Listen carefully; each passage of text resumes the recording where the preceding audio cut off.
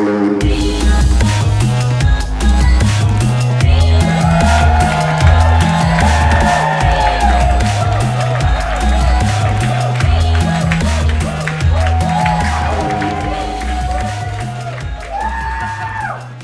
and gentlemen,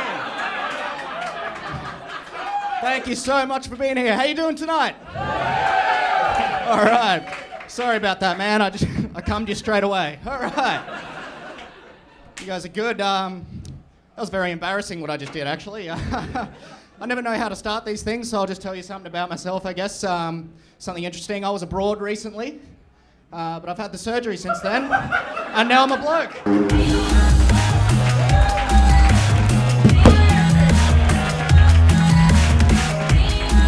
Things are gonna fuck up every now and then, guys.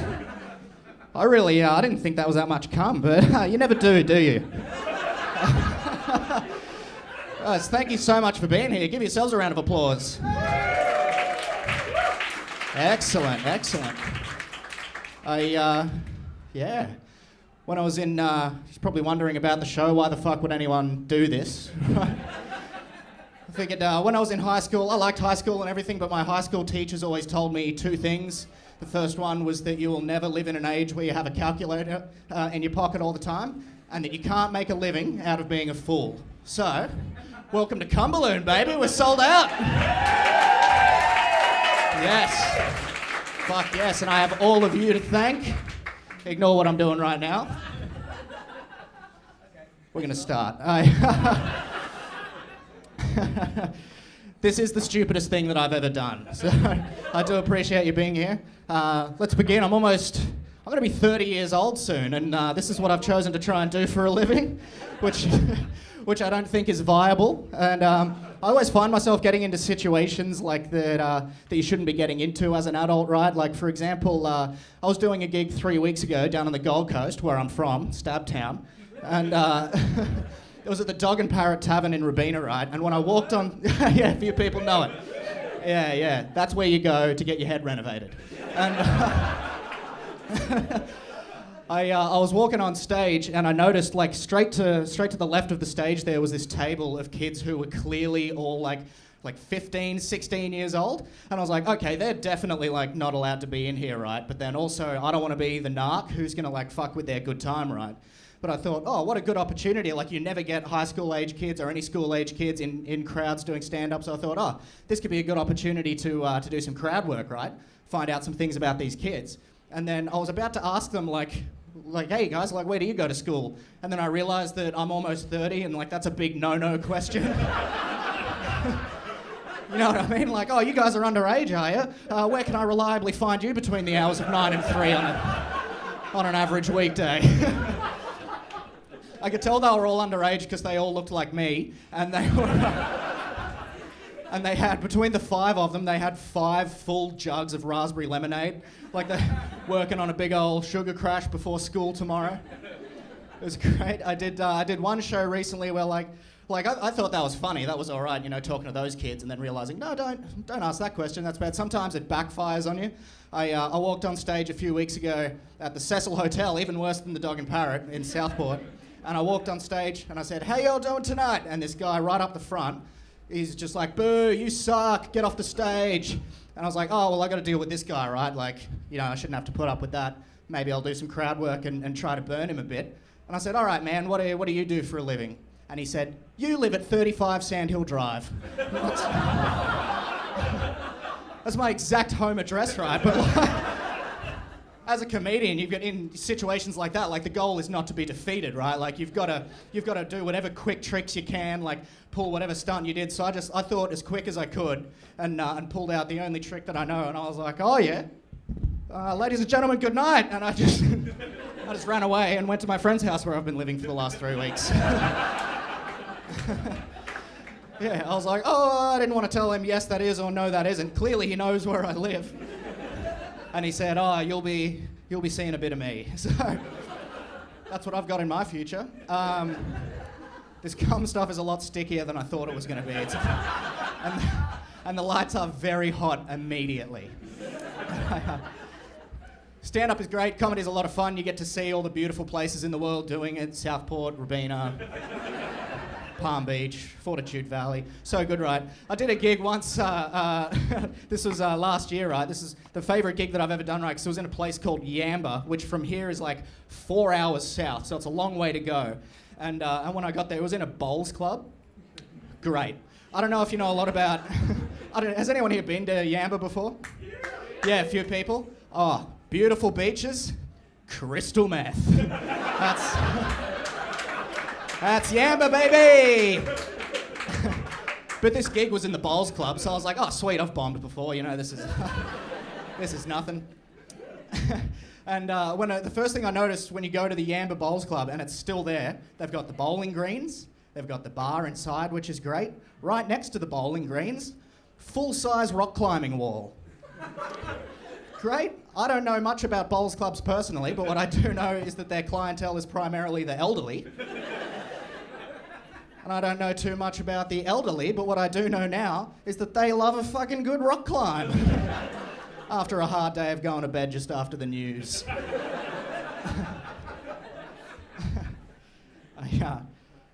Tell me if you guys have seen this. I think I saw the worst ad that's ever been on television recently.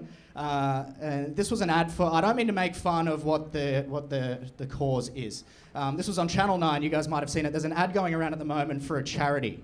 And the ad's a dementia charity, right? And towards the end of this ad, I couldn't believe it. After I saw it, I watched the TV for another 2 hours to see it come back on. So I was like, surely I'm mistaken, right? You know, and I don't mean to make fun of dementia or charity or anything. You know, I'm not all about that. But I double-checked when the ad came back on 2 hours later. And at the end of this advertisement, right, this actually happens. The voiceover comes over and says, "With your help, we can make dementia feel like a distant memory." What the fuck?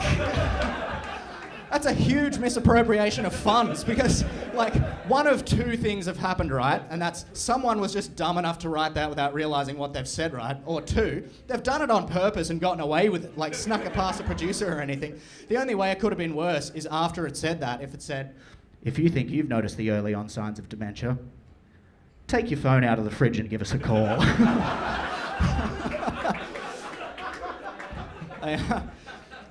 I was talking about shit that you're not supposed to get into as an older person, and really recently, as early as just a few days ago, I got into a fight with an Uber Eats driver, which, if you're not in high school or on meth, you shouldn't be doing that, right? I don't live in Yamba. But, not like a fist fight either. If it was a fist fight, you'd still see that I'd be fucked up. So I'm not a fighter. I'm not winning any battles. I look like a tall baby. That's not going in my favour, right? And what happened was, for a bit of context, like 2 or 3 years ago, I started trying to learn Spanish, how to speak Spanish, not for any reason other than I think it's a beautiful language, right? But over the last 2-3 years, I've never had a chance to be able to use, like, the Spanish, right? No, aside from just, you know, noticing words in movies or video games or something, never actually had a practical opportunity to use Spanish. But this Uber Eats guy, right, he brought me my food, and when he handed the food over to me, he spoke to me in Spanish. And at first I got excited. I was like, oh, hell yeah, finally a real-world application of this skill, right? And what happened was he handed the bag over to me and he smiled very friendly and he said, "Aquí tienes raro," which is, you know, you got those nice rolled R's in there, you know, beautiful language, that's why I got into it. But the thing about it is that aquí tienes, that means, here you go.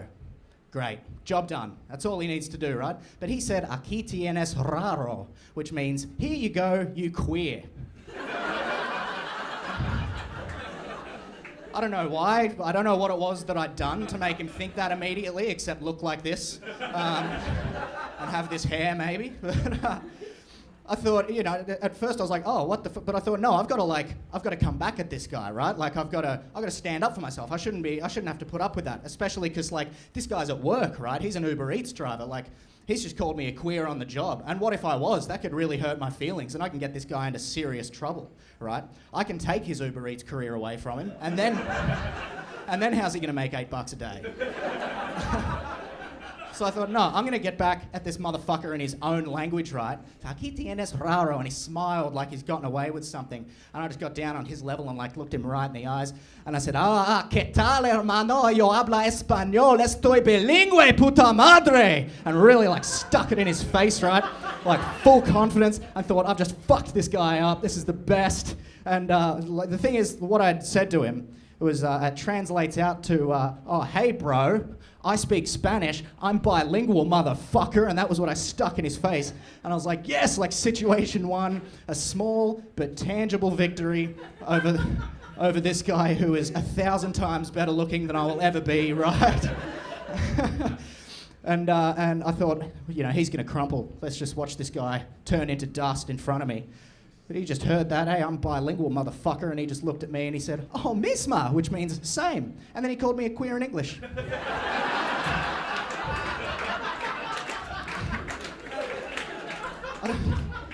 I was so confused, I didn't know what to do. I just gave him 5 stars. It was a truly unique delivery experience. This is thirsty work. Give me 1 sec while I get my drink.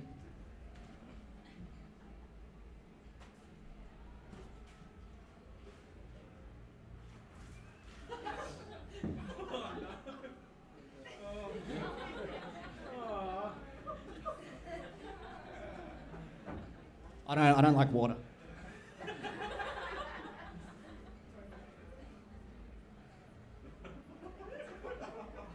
Okay. I have performance anxiety. I can't. It's hard to get turned on in the spotlight. Hey James, could you come up here?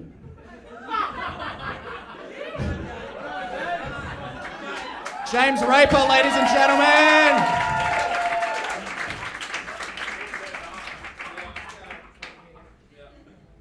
I don't want to pour some shit out over there.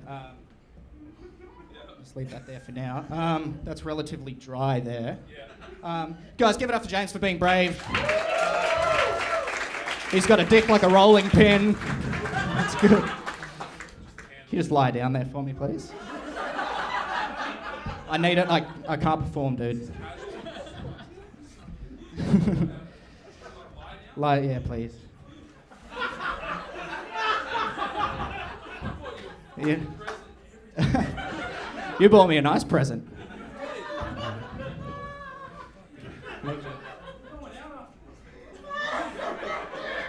Just next to it, please, man.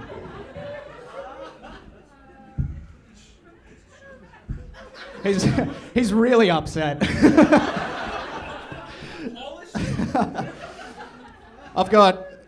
You can buy one of these shirts from me. I do. These are for sale after the show in case I fuck you up a little bit. I'm not gonna come on your feet, dude. I'm not a weirdo. You can leave your shoes on.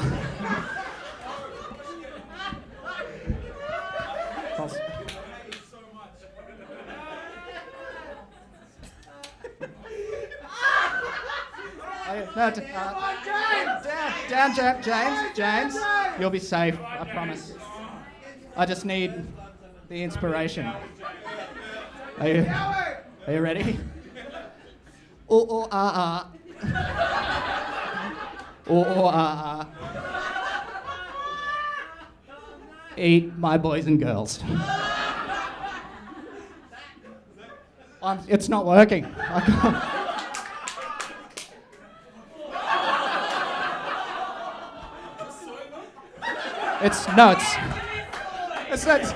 It can't be any kind of milk. I'm lactose intolerant, right?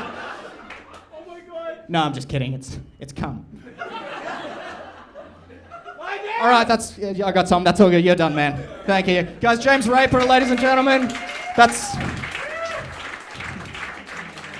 his real name, James Raper. That's unfortunate. Oh, that is disgusting. I'll tell you guys about something. I'm single at the moment, obviously. What am I gonna fucking meet a girl here and be like, yeah, I was the cum guy. Do you wanna get a drink or something? I'm excited because my high school reunion's coming up, which I'm very excited about. 10-year high school reunion. I just realised now that gag's done, I've just got a goon sack in my pants for the next little while. I'm excited about my high school reunion coming up because of pretty much one reason. I spoke to a friend about the high school reunion coming up, and he said, "Man, you've got to have a plan. That's number one for high school reunion. You've got to have a plan." And I was like, "What do you mean?" And he said, "Think about it, dude. Think about it. High school reunion, 10 years. Some of these girls, some of the hottest girls we went through high school with, they're single now. We can fucking prepare and we can go and fuck those girls from high school." And I was like, "Okay, man, you sound like a psychopath, first of all." So that's not going to be the plan, but I thought about it a little bit. And the reason now that I do have a plan for my high school reunion that I'd like to tell you about is as follows. There was a guy who I went through high school with, and when I was in grade 11, I was dating a girl who I dated for 2.5 years, and there was a man whose name was James Payton.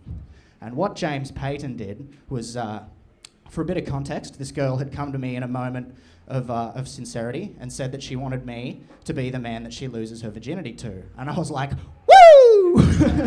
Like, the clouds parted and God kissed me on the forehead. And I was like, great. And then where I fucked up is immediately I told everybody. I was like, the party's on! And James Payton found out about it, right? The thing about James Payton is that he's a very deeply, deeply Christian religious man who doesn't believe in sex before marriage. And so the day of the night that she was supposed to come over to my house, he pulled her aside at school and spoke to her and said, "Do you believe in God?" And she said, "Maybe, I don't know." And he said, "Well, if you lose your virginity to this person without being in the bounds of wedlock, then you might go to hell for all eternity. Because it's like having a red piece of paper and a blue piece of paper. And if you glue them together, you can pull them apart, but there's always going to be some red on the blue, and there's always going to be some blue on the red." And then she didn't fuck me. And then, fun fact, I didn't lose my virginity for another 3.5 years. Thanks, buddy. Anyway, so I know I went off track a little bit there. So my plan for the reunion is that I know this guy's going to be there, this James Payton guy. Goonsack update, it's now down here. So now my plan for the reunion has nothing to do with the girls who are going to be there, any of the old friends I want to catch up with. My whole plan is going to resolve down to this moment. It's in about 3 months' time. So I've got time to hit the fucking gym, start eating good. I put on 10 kilos for this stupid show just to make the jokes easier.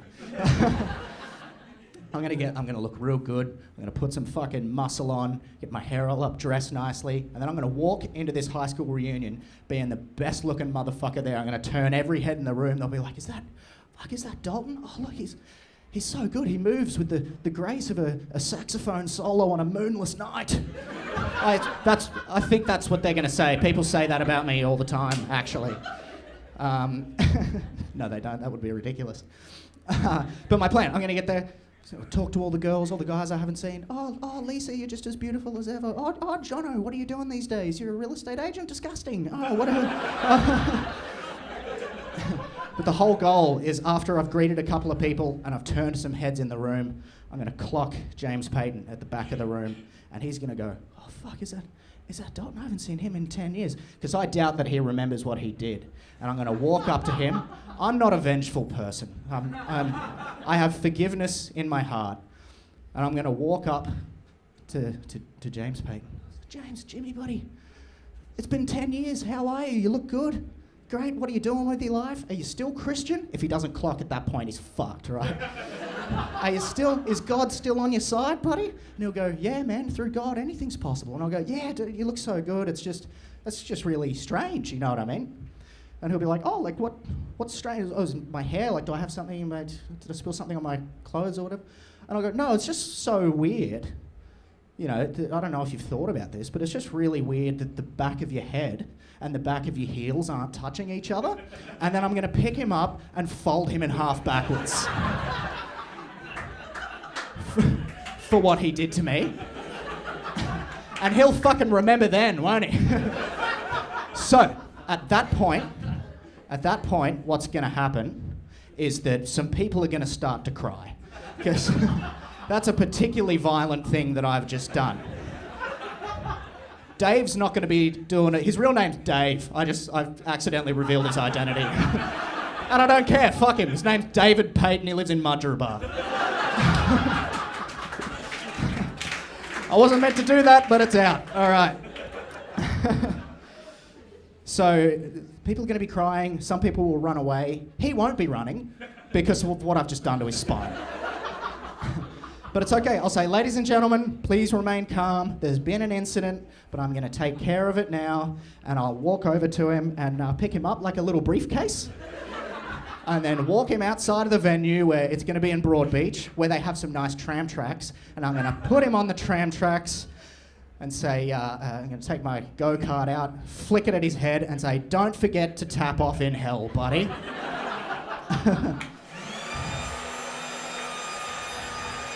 Don't worry about that, ladies and gentlemen. Just, hey man. Don't worry, this will be done in a second. It's all part of something. It's all good. This wasn't the plan, ladies and gentlemen. I should have gone to university and shit. Now this is my life. Stay in school if you're thinking that's a good thing. Learn a lesson from me. This is not the way to live. Just give it up for Brett Blake, ladies and gentlemen. See how good that shirt looks? That's good. This thing actually looks very dangerous.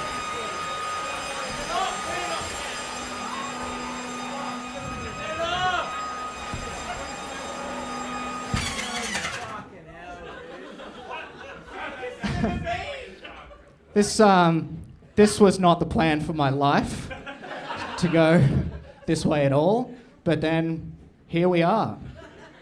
Double the size we did the other day. It does look double the size.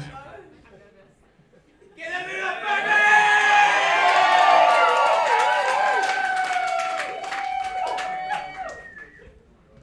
All right.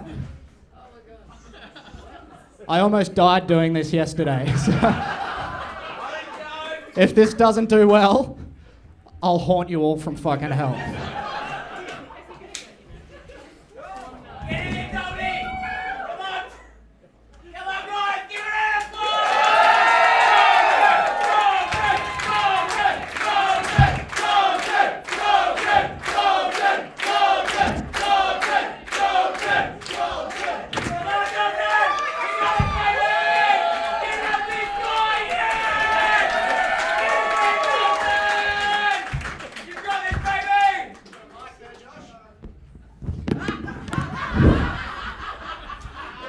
This is the dumbest shit I've ever done.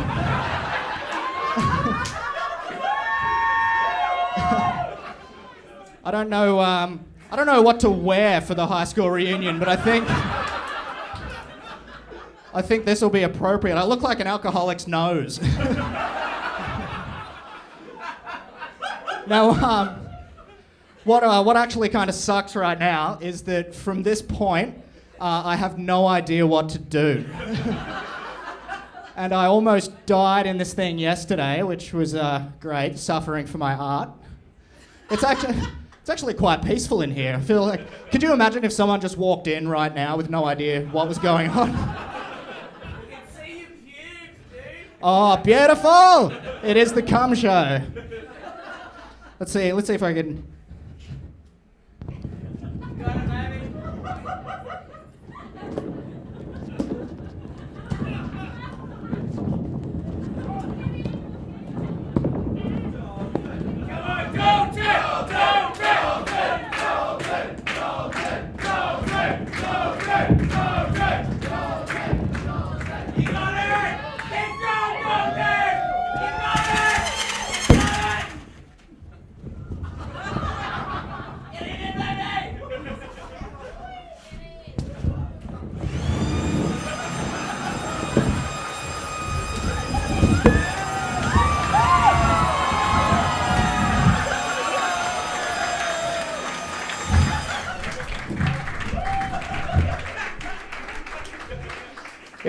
It didn't work, but I didn't Brett didn't have to use the knife, which was good. I did. I was in this thing. Oh, I can't even stand up. I feel like the fucking, you know that rhino scene from Ace Ventura 2? I was in this thing yesterday, and the air started going out of it so quickly that Brett had to stab into it with a knife that came down like an inch away from my fucking head. Not ideal. Anyway, you guys get the point. Can you guys give me a very, very generous round of applause while I put my shirt back on, please?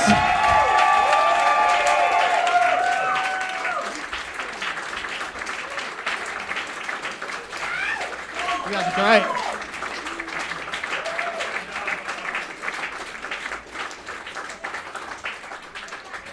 Now it's just awkward while I figure my shirt out. Guys, based comedy guys, look them up on Always Be Promoting. My mum and dad are here, I'm so sorry. Big round of applause for them, please.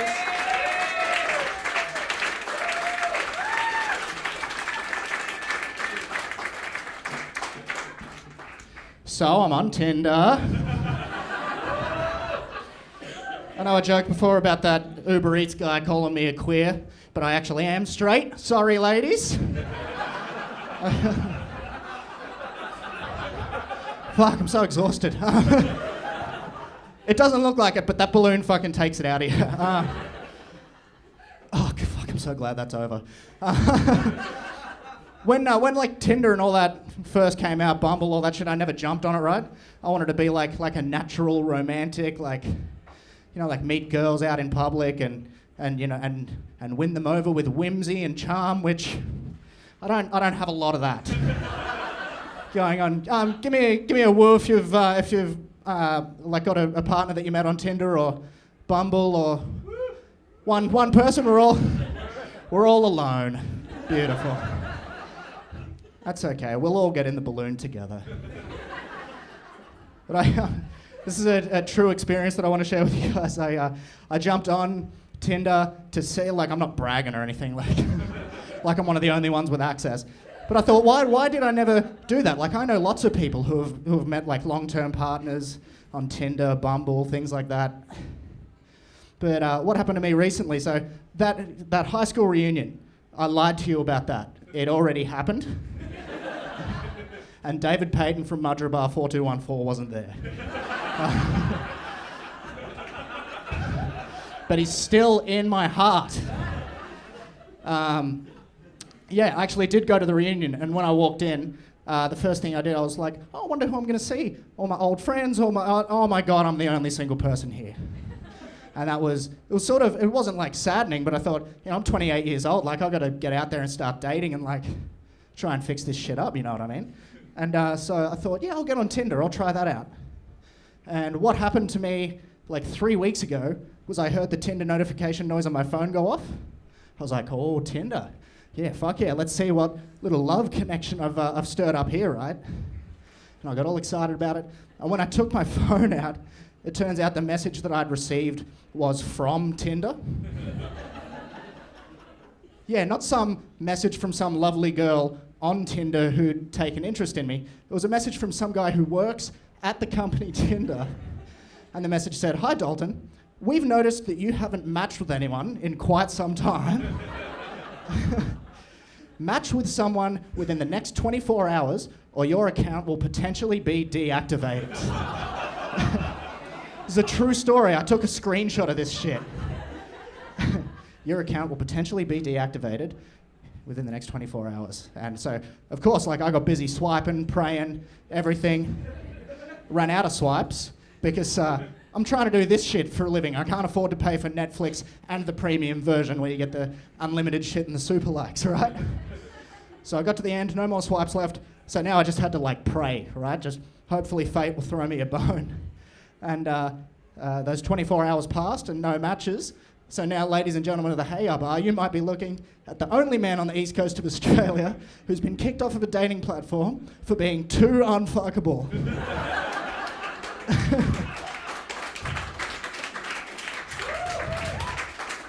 Thanks for clapping for that. But the thing is, like, it's all right. Like, I'm not upset by it or disappointed or anything. Like, for example, when it happened, I showed a couple of my friends, and I was like, look, this is so funny. I got kicked off Tinder. Isn't that hilarious? And they were like, no, that's just really, really sad. But yeah, like the reason I find it funny, which is the reason why I want you guys all to find it funny as well, which luckily you laughed. Sometimes, like the last few weeks I've been telling this story and the whole crowd just goes, oh. And that's not good in comedy, is it? But the thing is, like, the reason I'm not upset or sad or disappointed or anything like that is because, like, I'm realistic, right? Like, at least that's what I've got going on about me. I'm self-aware. Like, I'm fully aware and okay with the fact that I look like the lead singer of every Christian rock band that has ever existed. Like, depressed youth pastor isn't a good energy to be bringing to, like, even a vague sexual situation, right? I look like Kevin Rudd if he was the Milky Bar Kid, for fuck's sake. That's a rough hand to have been dealt. I said that to someone recently, and they said, no, you know what you actually look like? You look like a child's drawing of Macaulay Culkin.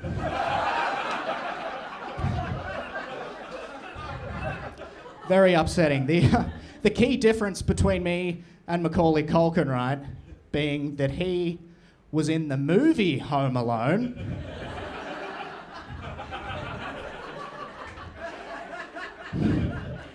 You guys can finish that one yourselves. I'm used to finishing things myself.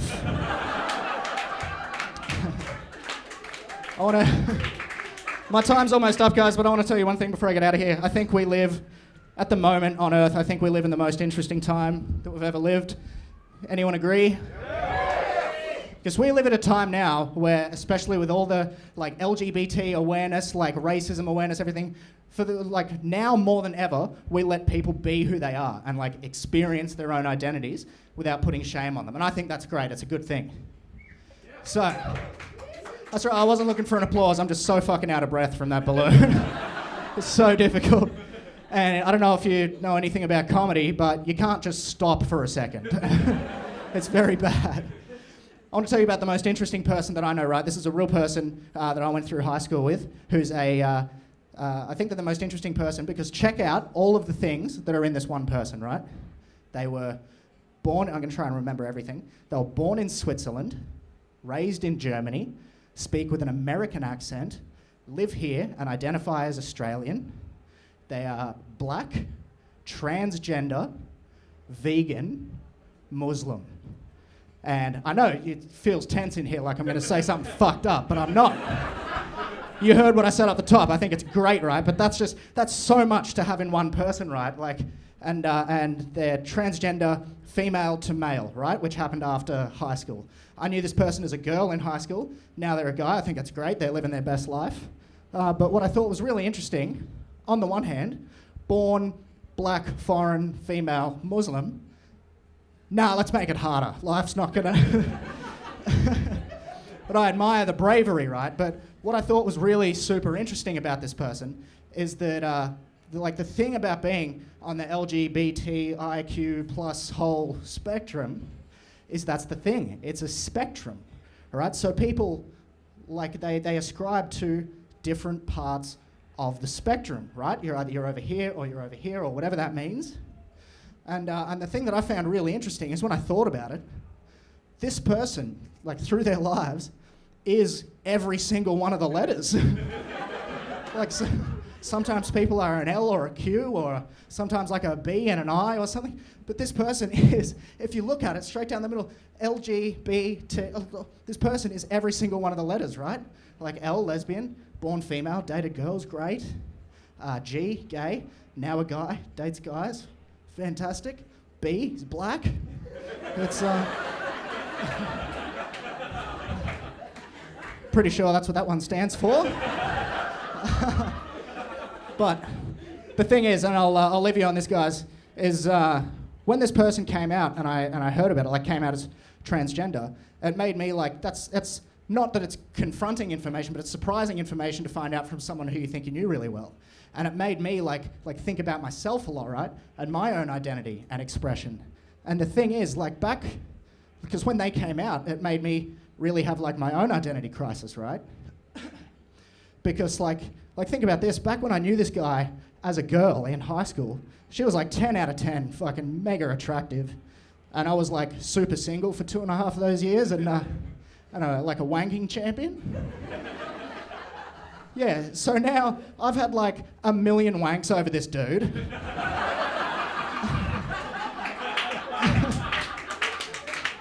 So now I've thought about it. The only thing that I can do is now I have to identify as a female so all my friends will stop calling me gay. Anyway, you guys have been so much fun. Thank you so much for coming out. I really appreciate it. Enjoy the rest of your night. Thank you so much. Have a good one.